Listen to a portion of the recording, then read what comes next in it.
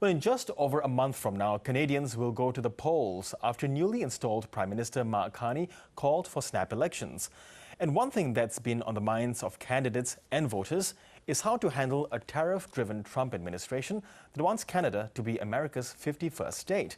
Let's go live to Nova Scotia in Canada, where I'm joined by Alex Marland, Professor of Politics at Acadia University.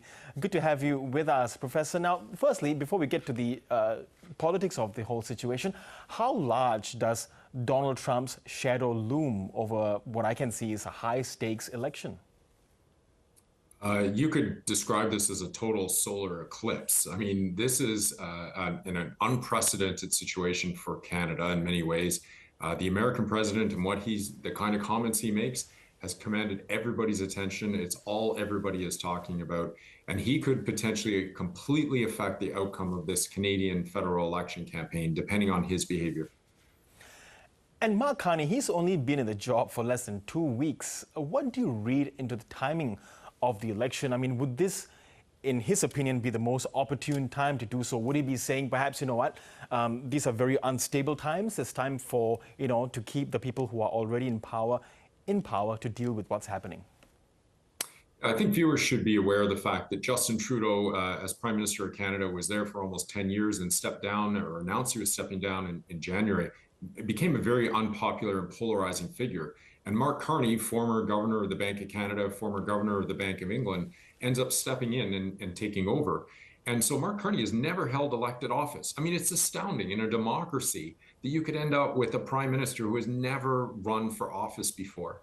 And so it's very important, I think, that they go to an election right away, which is what he's decided to do. But frankly, he's doing it for his own benefit. He's trying to capitalize on the fact that his Liberal Party has suddenly been resurrected from the dead because so many people are worried about Donald Trump and his tariffs. And they're looking at the Liberal Party as the party that is going to defend Canada against Donald Trump.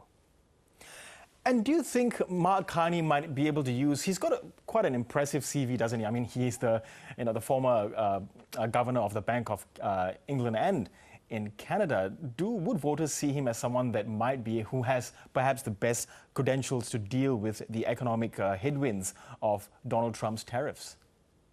Well, in many ways, he has an impeccable resume. I mean, it's so impressive. And he's so calm and he's very methodical. And for a lot of Liberals in particular, they really, really like him. But the thing is, just because you've been successful in the private sector, and in the public sector, doesn't mean that you are a natural politician. And so we've got to see yet how he does during an election campaign. It could well be that all sorts of Canadians really like him, but they could also turn away and say, this guy isn't ready. Yeah, so what are the polls telling us at the moment? Who's leading? The polls in Canada have really gone up and down. And under Justin Trudeau, the Conservatives were soaring to a super majority. Everybody was just saying it's going to be a change election. Pierre Poilievre, leader of the Conservative Party, is going to be the next Prime Minister of Canada. And then all of a sudden now things have changed. Heading into this election campaign, the Liberals and the Conservatives are effectively tied. And the way that the electoral system works, it could be that the Liberals end up with more seats than the Conservatives. Now, a lot can change. A lot of those votes are moving back and forth. But the bottom line is we have a real contest on our hands. So do you expect any of those two, the Liberals and Conservatives, any of them, do they have a chance to have a majority in Parliament, or will you be expecting a minority? At this particular stage, it's impossible to know. History tells us that this is not unusual. When you bring a political party that's been in power for a while, brings in a new leader, they get a bit of a honeymoon, they get a bit of a bounce. But what is different in this case is the unpredictability of Donald Trump. He could, by what he says, he could completely change the way that Canadians behave. So right now, as of today, you could say it could be a majority Liberal government or it could be a majority Conservative government, depending on where things end up. So who might be the kingmakers? I mean, you've got those, second-tier parties, if I can put it that way, the New Democrats, the Quebec Bloc. How big a role are they going to play?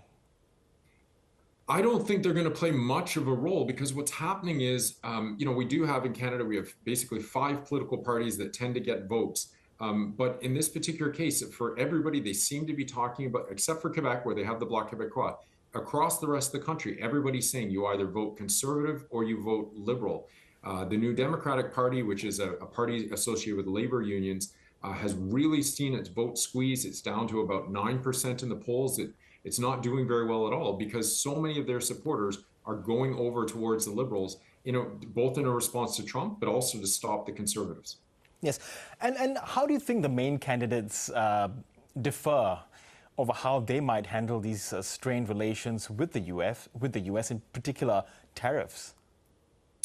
Yeah, we're still figuring that out. They're basically just using very soft messaging. I mean, it's strong messaging, but it's vague and vapid to some extent. They're just saying Canada is strong and we need to defend Canada. And Canada will never be annexed by the United States and all these sort of things. So it's much more of a populist and patriotic play and nationalistic than it is actually. I mean, nobody can figure out how to deal with the American president. Nobody has a real game plan.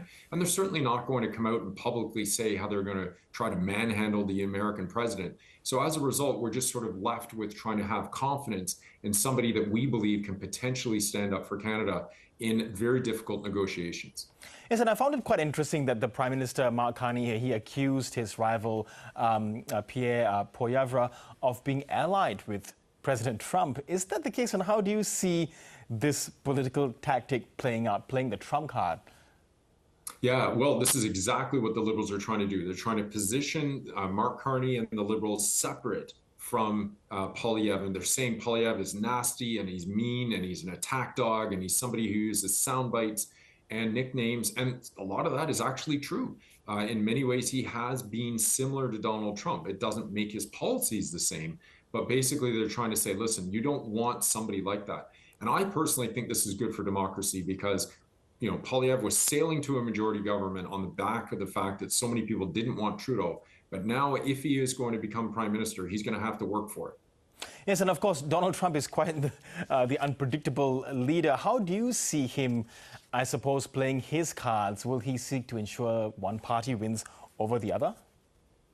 Well, there's a couple of things on the horizon. So one is that April 2nd, there are due to be massive tariffs introduced. And so that's going to be a big topic in Canada because, there's all sorts of possibilities of job losses and massive economic challenges. But the reality is, on the other hand, he could also go quiet.